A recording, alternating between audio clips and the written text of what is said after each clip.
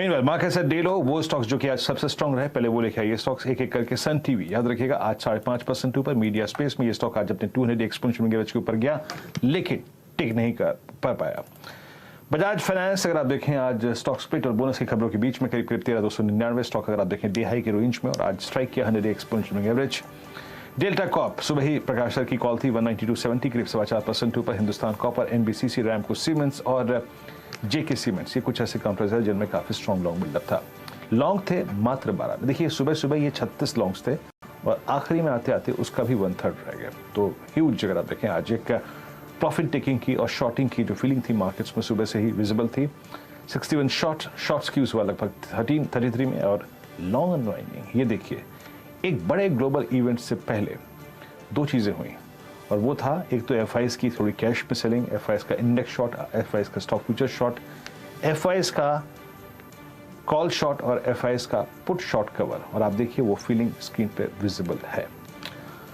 अब एक काम करते हैं जरा एक दो करके जो रोलोवर्स के आंकड़े हैं वो देख लेते हैं। Let's check indices rollovers. अब तक के रोलोवर्स क्या रहे और कैसे रहे।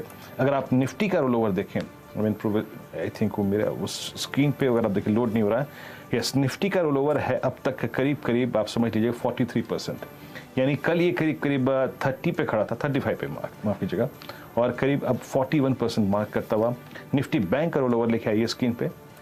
निफ्टी बैंक में कल लॉन्ग अनवाइंडिंग हुई थी याद रखिएगा, बहुत थोड़ी सी, और यहाँ का रोलोवर 6% बढ़ा। कल क्लोजिंग बेसिस पे जो रोलोवर था करीब 30% था, वो बढ़ के अब करीब 36% पर आया। मैंने आपको एक खेमा एक स्पेस पहले बताया था कि बहुत स्ट्रॉन्ग रोलोवर्स यानी मेटल्स दिखा रहा था, उसमें जेएसडब्ल्यू स्टील था, उसके बाद मैंने केमिकल्स का जिक्र किया। एक स्पेस और देखिए और वो है बैंकिंग की जरा रोलोवर की कहानी देखते हैं। बैंकिंग में जो 52% मैं देखिए वो जो रोलोवर था वो था सिर्फ वो 12 स्टॉक्स का, लेकिन अगर मैं स्प्रेड कर दूं पूरे डेरिवेटिव के कॉन्ट्रैक्ट्स तो करीब 52% बैठता है। इसमें 70% है इंडसइंड बैंक का। देखिए ये स्टॉक आज गिरा है बट स्टिल बहुत कम गिरा है। इसका स्ट्रक्चर वाकई अगर आप देखें अभी भी इंप्रेस कर रहा है, कोई दिक्कत की बात नहीं है इस स्ट्रक्चर में। बस इसने अगर आप देखें आज हल्का सा एक पॉज लिया करीब 962 पे, और समझ लीजिएगा कि लोअर शेडो आज की भी काफी वाइड है, यानी प्राइस नीचे नहीं टिका। रचना जी एक व्यू लेना चाहूंगा आपका मैं इंडसइंड बैंक पे। रचना जी क्या व्यू बनता है आपका? थोड़ा सा अगर मैं प्रोस्पेक्टिव बड़ा रखूं तो क्या ये चार्ट आपको इम्प्रेस कर रहा है? जी जहाँ इंडसइंड बैंक यहाँ पे अच्छा साइडवेज मूवमेंट तो हो रखा है बहुत दिनों से।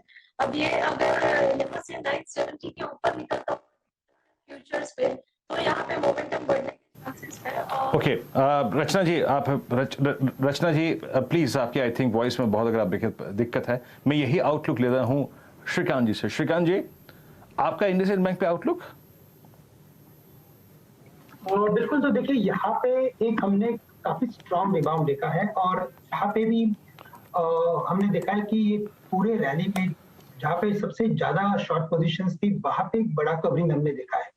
बट चूंकि ये काफी चल चुका है और अपने 200 डे सिंपल मूविंग एवरेज के काफी नजदीक आके कंसोलिडेट कर रहा है, तो हमें लगता है कि शायद इसमें फर्दर लेग्स है।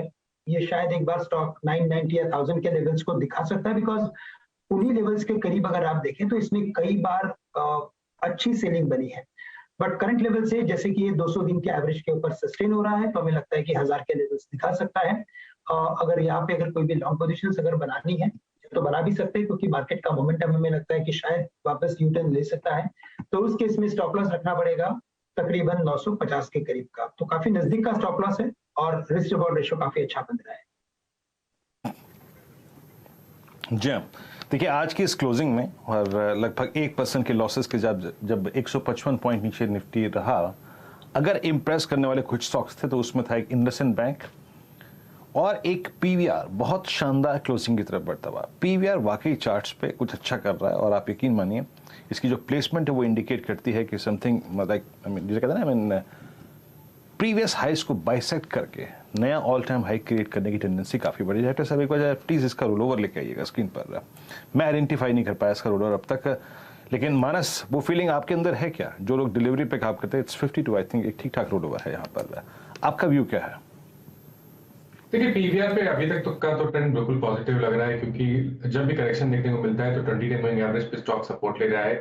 एक रेजिस्टेंस है 1970 के आसपास, मेरा समझना है कि कंसोलिडेशन के बाद वो रेजिस्टेंस ब्रेक करके 2030 के आसपास स्टॉक जाने की कोशिश करेगा। तो बिल्कुल आप अपनी पोजीशन में बने रहिए 1899 के स्टॉप लॉस के साथ। गावा सर, ये पीवीआर क्यों चल रहा है? इस वीकेंड तो कोई ऐसी कोई रिलीज भी नहीं लगी है, मैं वही देख रहा था। लेकिन चल रहा है कुछ दिनों से और मुझे लगता है 2000 की तरफ जाएगा, ऐसा कुछ नजर आता है। अब ट्रेड कर रहा है 1950 पर, क्यों चल रहा है पता नहीं, शायद लोग दुखी हैं बाहर घर पे रहकर। अच्छा, इससे ज्यादा नीरज वाजपेयी आज वो क्या चल रहा है में वीरू नजर नहीं आया आपको? क्योंकि आज शाम के आवाज अड्डा की तैयारी कर रहे हैं वो रणवीर सिंह की जो इमेजेस आ गई हैं उस पर आज आवाज अड्डा है जिस पे हल्ला मचा हुआ है। तो नीरज वाजपेयी आज उसमें इन डेप्थ पढ़ाई करने में लगे हुए इसीलिए नजर नहीं आ रहा है। अच्छा, वीकनेस बढ़ रही है, ब्रेथ डिटोरिएट हो रही है, दिक्कत भरा थोड़ा सा सेशन बंद था हुआ। खैर, उसको रैप अप आगे करूंगा मैं, लेकिन एक गेल का स्टॉक दिखाइएगा। हम बड़े नंबर्स पे दीपावली से बातचीत कर ली, निफ्टी के इंपॉर्टेंट अर्निंग्स पे। गेल की बोर्ड मीट कल स्केड्यूल्ड है, उस बोर्ड मीट से पहले देखिए कैसी वीकनेस है। और बोर्ड मीट तो अच्छे कारणों से था, बोनस इशू रोल आउट होने की, लेकिन दिन के लोज पे जाके गेल आज बंद होने की तैयारी कर रहा है। महेश, अब ट्रेड वेट छोड़ देते, गेल फंडामेंटली व्यू क्या बन रहा है आप लोगों का? इसको तो गैस प्राइस में कोई फर्क पड़ता नहीं है, तो सिर्फ कैरियर ऑफ गैस है, बिजनेस मॉडल तो ठीक है। हाँ, कोई दिक्कत नहीं है वैसे आशीष जी, बट होता क्या है ना, दो चीज होती है इसमें। एक होता है जो पेट्रोकेमिकल का इनका धंधा है, जो एक अच्छा खासा कंट्रीब्यूट करता है एबिट लेवल पे। जैसे क्रूड के प्राइसेस कम हो रहे हैं और जैसे हमने रिलायंस के नतीजों में भी देखा है, जो पॉलीमियर के प्राइसेस हैं, जो आई थिंक पॉलीइथिलीन के प्राइसेस आप देखते हैं, और जो पॉलिएस्टर की पूरी वैल्यू चेन है, तो जो पेटकेम का आई थिंक एक वैल्यू चेन है और स्प्रेड्स हैं वो कम होते जा रहे हैं। इसके लिए आई थिंक जो पेट्रोकेमिकल बिजनेस से एबिट है ये थोड़ी कम आएगी कंसोलिडेटेड एबिट के, और इसलिए उस हिसाब से कैश फ्लोज कम आ जाएंगे। दूसरा, I think in terms of being a midstream company, ये ना अपस्ट्रीम है ना डाउनस्ट्रीम है, एब्सोल्युटली राइट। आई थिंक जो इनकी वॉल्यूम ग्रोथ होती है from transmission business, I think वो बरकरार रहती है। बट कहीं ना कहीं I think as volumes probably start diminishing, उसका जो एबिटा आता है even from the transmission part of the business in terms of total volume carried, ये थोड़ा कम हो जाता है। और तीसरा, जो इन्वेस्टमेंट्स इनके बुक्स पे है, क्योंकि इन्वेस्टमेंट्स की वैल्यू भी आई थिंक इरोड हो रही है, और अगर आप हेयरकट भी लेते हैं, जो होल्डिंग कंपनी डिस्काउंट हम जिसे कहते हैं, आई थिंक वो इन्वेस्टमेंट्स की वैल्यू भी कम होते जा रही है। तो डिविडेंड यील्ड ठीक ठाक है, बट ये तीन जो फैक्टर्स है ये शायद प्राइस परफॉर्मेंस को ट्रैक कर रहे हैं। ये बढ़िया। अच्छा, श्रीकांत का कोल इंडिया तो अभी भी खैर डटा खड़ा हुआ है, अब मार्केट सिंक कर रहे हैं इसीलिए प्रेशर में है, लेकिन वो अभी भी 2/3% वैसे मजबूती के साथ कोल इंडिया खड़ा हुआ है। श्रीकांत की कमोडिटीज सुबह आपके रडार पे थे, ये टाटा स्टील जो पूरी तस्वीर पलट गई, ये मेयरली रिजल्ट्स के बाद का मैं अनवाइंडिंग प्रेशर समझूं या कुछ दिक्कत बढ़ रही है? और तो आशीष जी देखिए,